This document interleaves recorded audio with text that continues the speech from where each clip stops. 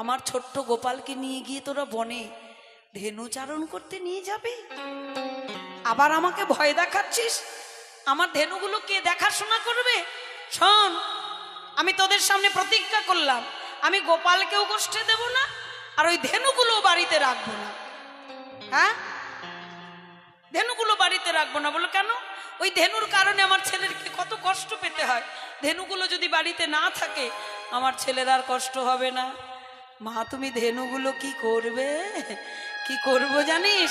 বৃন্দাবনে যত ব্রাহ্মণ আছে, ব্রাহ্মণকে দান করলে আমার গোপালের বরং মঙ্গল হবে, তাই না? ব্রাহ্মণকে দান করলে, বৈষ্ণবকে দান করলে সন্তানের মঙ্গল হয়। মা যদি দান করে সন্তানের মঙ্গল হয়। হ্যাঁ, মা দান করে কেন? ফল দান করলে সন্তানের মঙ্গল হয়। বৈষ্ণব, ভিখারি এদেরকে দান ধ্যান করলে যদি মা দান করে তাহলে সন্তানের মঙ্গল হয়।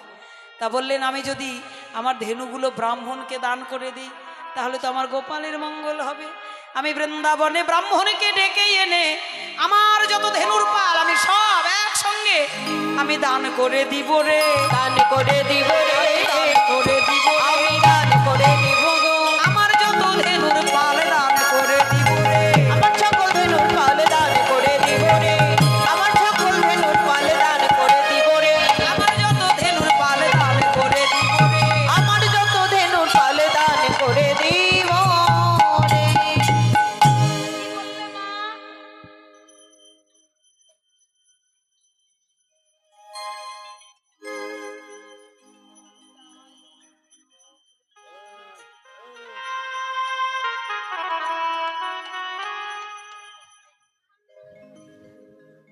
ও মা, তুমি যদি ধেনুগুলো দিয়ে দাও, কি বললে? অতগুলো ধেনু তুমি দিয়ে দেবে?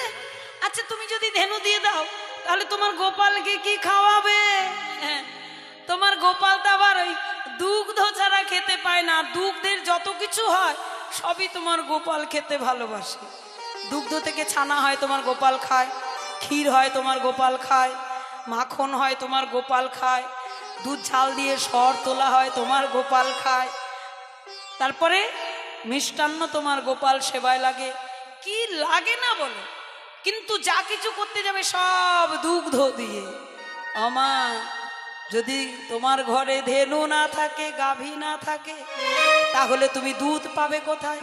আর দুধ যদি তুমি না পাও, দুগ্ধ যদি তোমার ঘরে না থাকে, তাহলে তোমার গোপাল না খেয়েই মরে যাবে।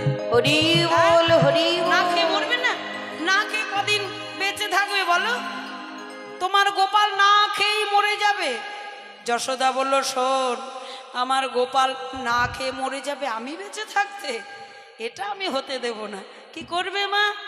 আমার গোপাল যখন দুগ্ধ পাবে না, ধেনু থাকবে না, দুগ্ধ পাবে না, আমি তখন বৃন্দাবনে ব্রজবাসীর দ্বারে দ্বারে আঁচল পেতে ভিক্ষা চাইব। বলবো, ওগো ব্রজবাসী, আমার গোপালকে সেবা দেব, কারণ আমার ঘরে আজকে আর গাভী নাই যে দুগ্ধ দিয়ে সেবা দেব। তাই আমি বৃন্দাবনের পথে বেরিয়ে পড়েছি ভিক্ষা করতে। ব্রজবাসী, তোমরা আমায় ভিক্ষা দাও গো। ব্রজবাসী